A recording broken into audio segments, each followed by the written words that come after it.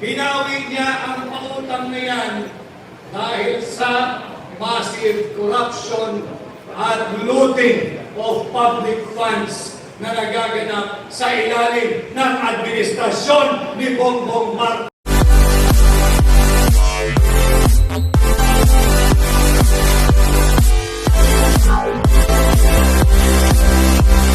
Muna natin ang ating ekonomiya. Under Bongbong Marcos Jr., our country has sunk and the economy has taken a serious and solid hit due to massive corruption and looting of people's money, looting of public funds. These are not my words. I'm just re-echoing the words of no less than his fellow leader, the President of South Korea, President Lee Jae-myung.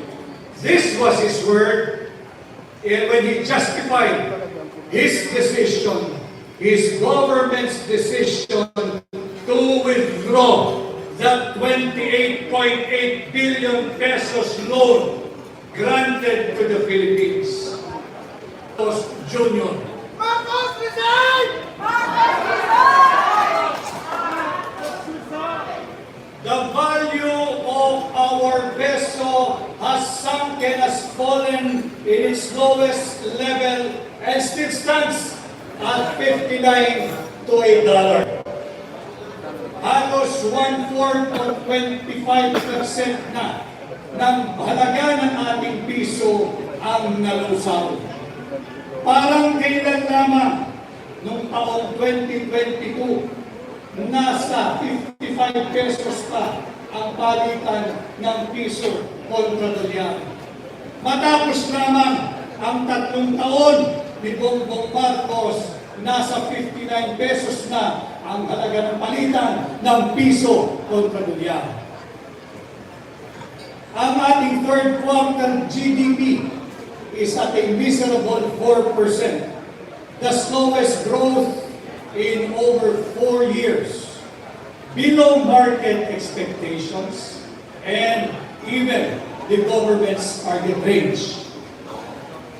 Sinabi nga ng direktor ng Ateneo Center for Research and Development na si Ginoong Sir Percival K. Peña Reyes, and I quote, "Because investors' confidence has been shaken. Foreign investors are pulling back. This scandal," referring to the flood control fund scandal, referring to the Bicameral Conference Committee report scandal, referring to Like the and share po, illegal like and share. immoral, criminal, unconstitutional 2025 national budget has created a mix of political risk, uncertainty, and social unrest. It threatens investment grade rating and undermines our medium-term fiscal framework.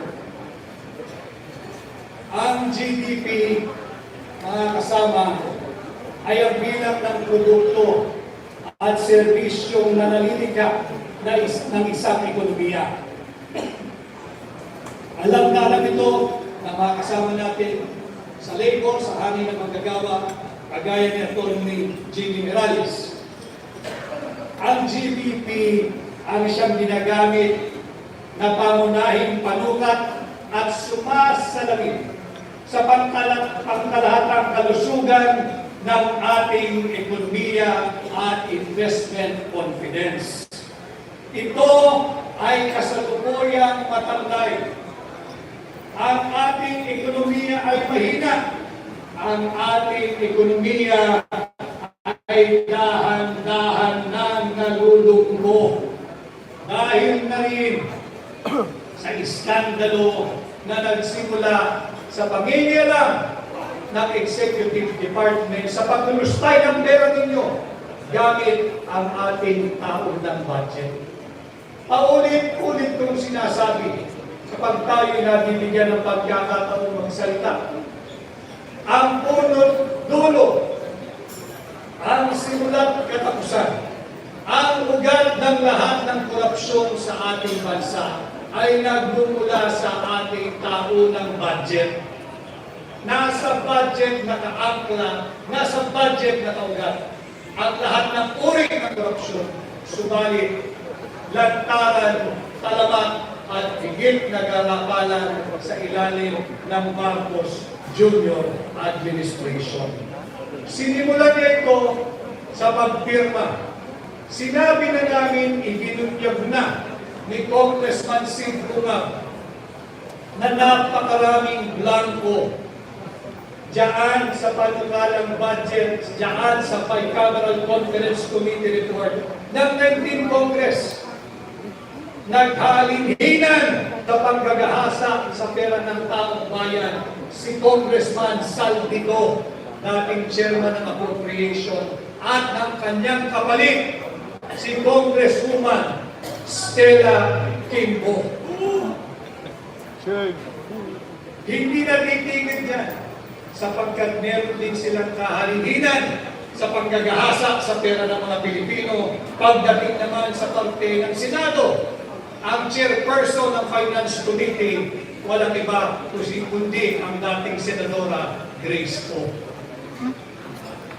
Subalit sa kabila ng pagbubunyag na ito, pinirmahan, inaprubahan pa rin ni Bongbong Marcos ang illegal, invalid, immoral, criminal, at unconstitutional 2025 national budget na siyang nagbigay daan sa daluyong ng kurakot, sa daluyong ng korupsyon, sa daluyong ng panggagahasa sa pera nating mga Pilipino.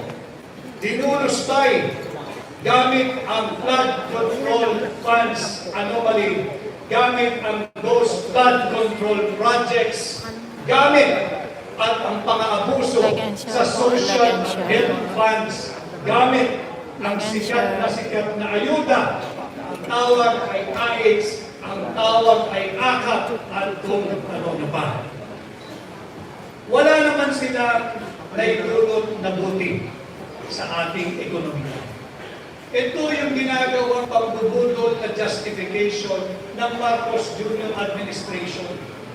Akala nila, bakit ninyo tinututulan ang AKAP, ang AIDS, ang ayuda?